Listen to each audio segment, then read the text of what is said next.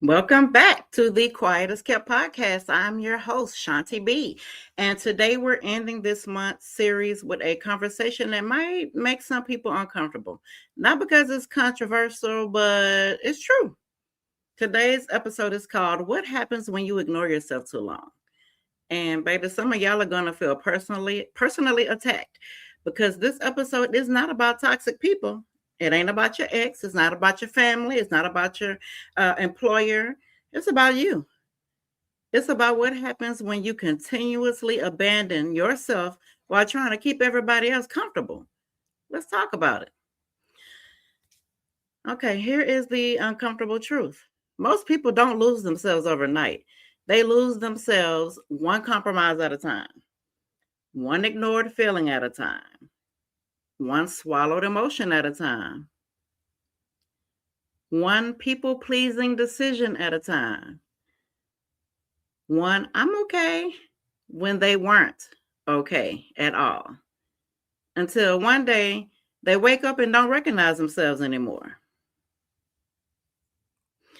I remember there was a season in my life when I was showing up for everybody. And when I say everybody, I'm talking about clients, friends, family, relationships, community, every damn body.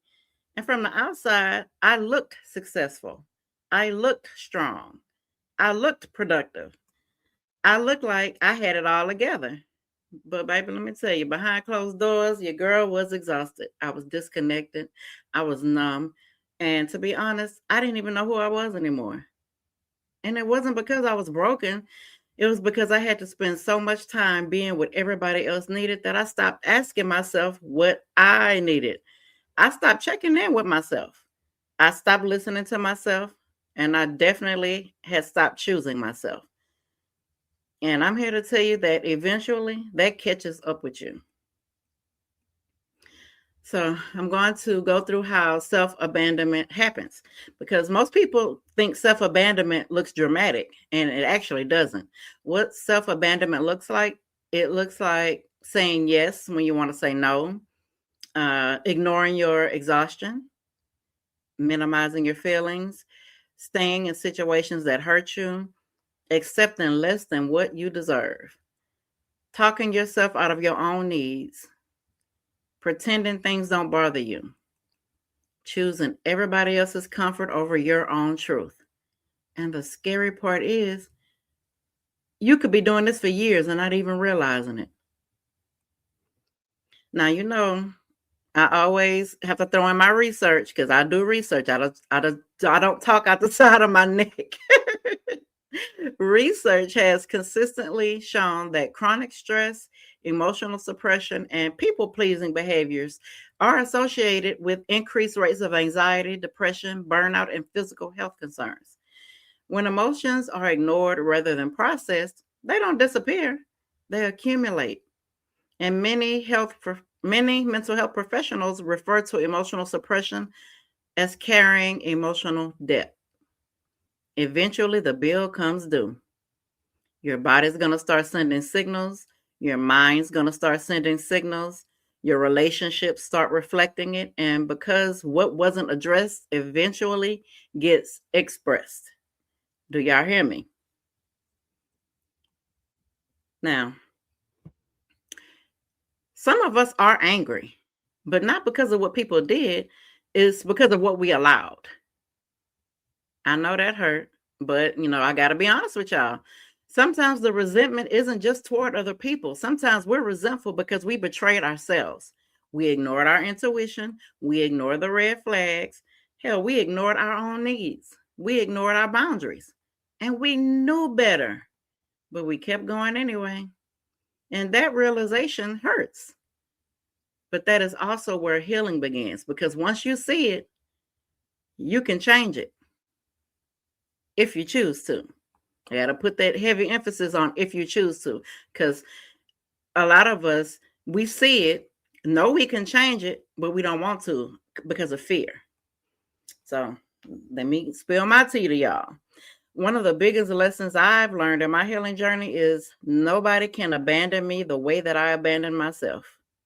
And that realization hit me so hard because it forced me to stop making everybody else the villain. It forced me to look at the ways I participated in my own suffering. And it wasn't because I deserved it. It wasn't because it was my fault. It was because I kept choosing everyone else while leaving myself behind. And once I saw that, everything changed.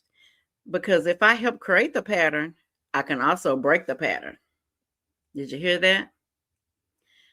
So let me tell you what the cost is of ignoring yourself. This is what happens when you keep doing it. You become emotionally exhausted. You lose your confidence. You lose joy.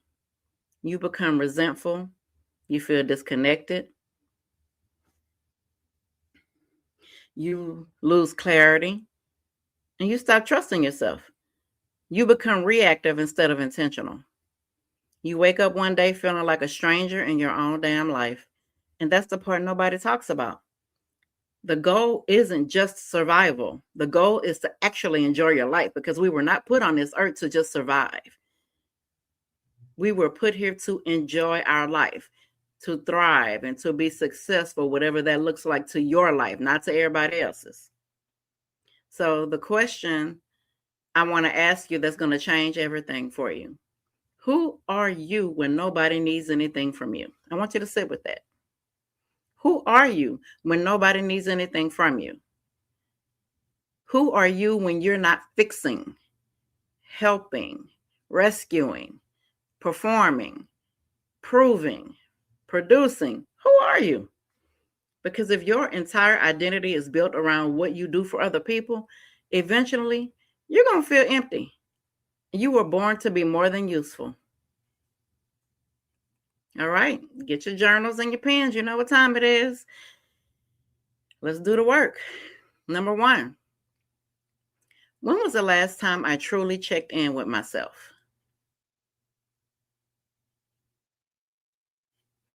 Number 2, where in my life am I abandoning myself right now? Number 3, what needs have I been ignoring?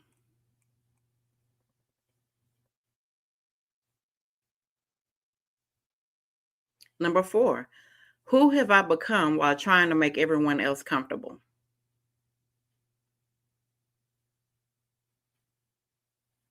And number 5, what version of myself am I ready to reconnect with?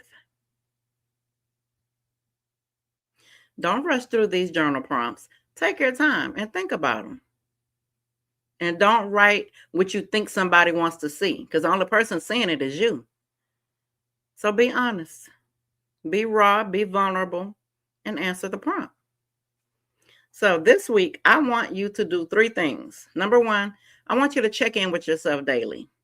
Not your responsibilities, not your to-do list. I want you to check in with you. Number 2, I want you to practice honoring one need immediately. I said a need. Whatever that need is, honor it. Honor it without guilt, without justification, and without explanation. And number 3, ask yourself before every major decision. I want you to ask yourself this. Am I choosing this because I want it or because I'm afraid of disappointing someone? That question by itself will change your life. So here is some more truth for you. The relationship you have with yourself sets the tone for every other relationship in your life. If you consistently abandon yourself, you're going to teach other people to do the same thing. If you consistently ignore yourself and your needs and your wants, you're going to attract situations that reinforce that pattern. Healing is not about becoming somebody new. Healing is about coming home to yourself. So if you have spent years ignoring yourself, I want you to hear this. It's not too late. It's never too late. I don't care if you are 17 or 99. It is never too late. You have not missed your chance. You have not ruined your life. You have not gone too far. You can start reconnecting with yourself today. All it takes is one choice, one boundary, one journal entry, one act of self-respect at a time. And maybe that's what this entire month has really been about. Not just healing, but remembering yourself. So I want to thank you for spending this month with me, and thank you for trusting me with these conversations. And until next time, I want you to keep writing, keep healing, and remember that some things are quiet as kept, but they don't have to stay that way. So if this episode spoke to you, I want you to take a screenshot and share it on social media. Tag me. I'm at Shawnti Refuge Journals on Instagram. I'm Shawnti Boswell on Facebook. I'm at Shawnti Journal Bay on TikTok. Or you can go to my YouTube and tag me. And I want you to tell me what's one way you've been ignoring yourself lately. And if you're ready to reconnect with yourself on a deeper level, I invite you to go to my website, ShawntiRefuge.com or ShawntiRefugeJournals.com, and explore my guided journals, my coaching programs, my support groups, and mental wellness resources. Your healing deserves attention, and it's up to you to give it that attention it needs. Until next time, y'all.